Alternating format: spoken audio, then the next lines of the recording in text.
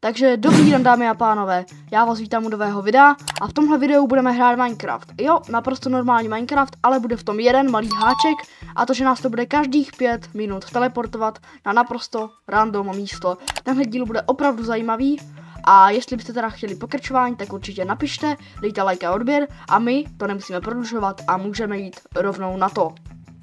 Takže dobře, spavnili jsme se tady v tomhle sněžném biomu a já jdu natěžit nějaký dřevo. Tam už vidím normální biom, takže asi půjdeme natěžit dřevo někde tam a potom shánět ovce. Takže pojďte ovečky, jdeme na lov oveček. A je to tam, máme vlnu. To je dobrý začátek. A jdeme si vykraftit postel, byť ještě jako kdyby není noc. A nebo radši ne, až potom teleportu, aby jsme tu nenechali crafting. Co můžeme my teďka udělat, se porozhlídnout po okolí, i když nám je to momentálně na nic. Ale kdyby nás to portalo někdo blíž, tak to by bylo super. Jo no, je to tady celkem pěkný, ale to se může do minuty změnit. Takže já počkám na další teleport. 2000 years later. A tak nás už to teleportlo. Už nás to teleportlo. Tak a jsem zvědavý kam. Děláte si ze mě průchod. Tak fakt. Fakt nás to portlo na Mushroom Island, jako tady jsem ještě nikdy v životě nebyl. Můrky, no to je úplně nádhera. Možná bychom si mohli vykraftit misku a podojit ty krávomůrky, ať máme nějaké jídlo. A rychle vykraftíme misku nějakou. Tak, jestli se nemýlím, miska se kraftí přesně takhle. Proč jsem to dal tady? Tak, jo. 4 misky máme. Tak, vezmeme crafting a jdeme podojit nějakou krávomůrku. Nebo jak se jim říká těm krávám. Aspoň nějaký jídlo bude. Tak, mushroom stew. Výborně.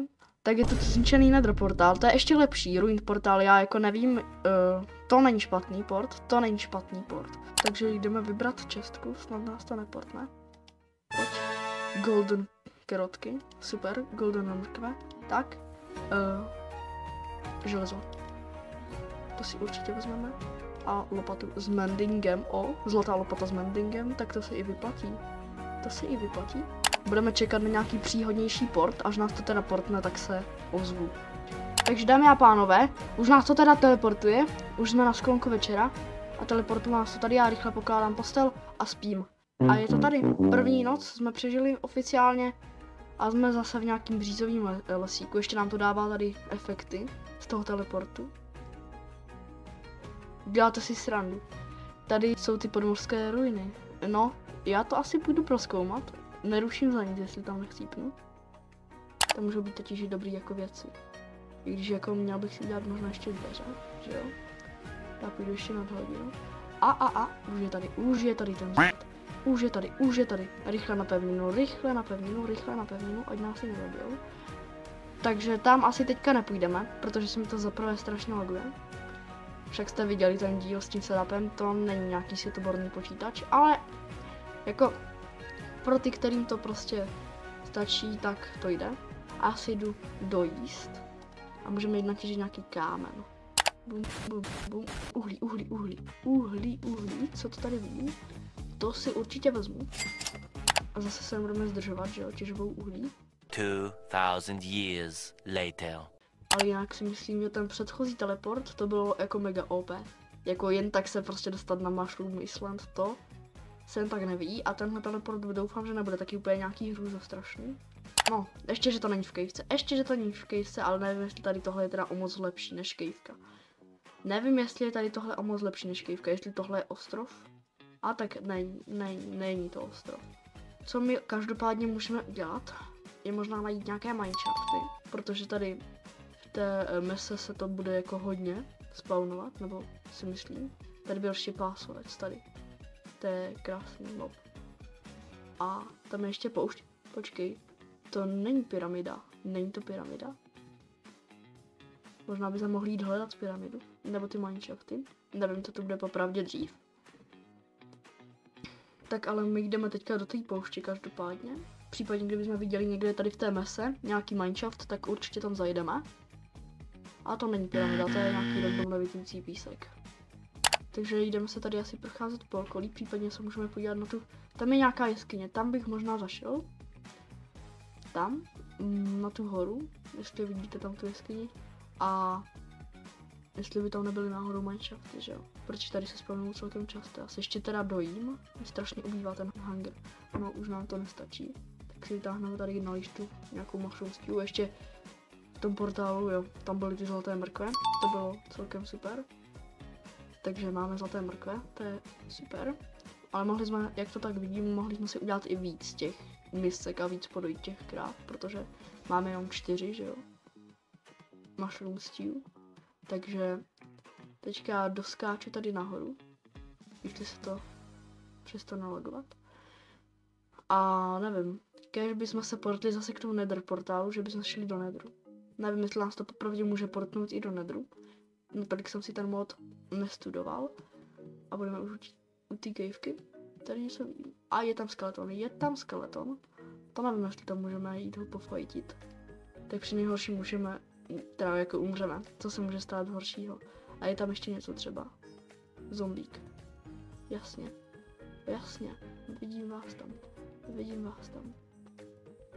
Já nevím, jestli tam jako půjdu, to jako radši kopat mineshafty. Ale není tady někde ta pyramida fakt? To by bylo hodně užitečné. Já nevím, jestli mám doskákávat ještě na vrch té hory. Asi ne, to už nemá smysl. Podívám se tady takhle ze spoda. Někdo nějaký zase full damage. Takže jdeme. No, pyramidu tady nikdo nevidí. Dlouhá je. Jsem spadl do nějaký cavky. Super. Ale je tady uhlí. Ale uhlí máme dost, si myslím. Ale nám došlo úplně ten full damage. Máme úplně obrovský z toho. Já to uhlí vezmu. Kdyby tady bylo někde železo, to by se hodilo o hodně víc. Možná si říkáte, že jsem srab, ale nevím, prostě nechci tady chcípat zase zbytečně, protože by jsem to zase ztratil, všechny ty postele. No není to lehké, samozřejmě kdybych se spawnul na spawnu, že jo? A nebyl by tady ten mod, tak určitě jako bych si tam došel pro ty věci, ale tady k tohle je prostě úplně random. Vůbec nevím, kam mě to portne potom. Bez věcí to bych nechtěl. To bych určitě nechtěl znovu získávat tu postel. Já bych se teďka ale rád vykopal nahoru. Tam se teda dřív neportne. Dobře. Já se jdu dojíst. Ale mega se to laguje. Ale tak co čekat, že jo, od takového počítače. Co od takového počítače čekat? A si myslím, že tady tohle video, až se portneme, jde o to, kam se portneme, jestli se portneme někde do caveky a tak bych ho mohl ukončit a tam vidím vesnici.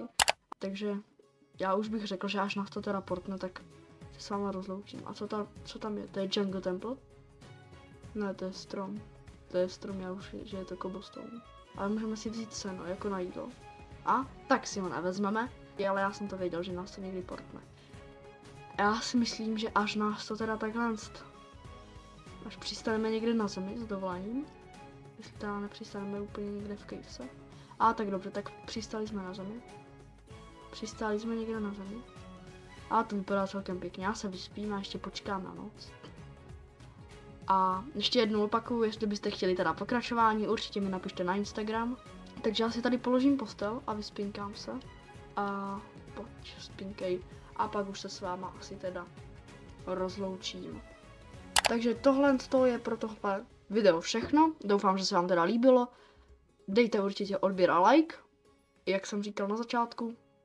Moc mi to pomůže. Budu za to moc rád. A to je pro tenhle díl všechno. Mějte se fanfárově.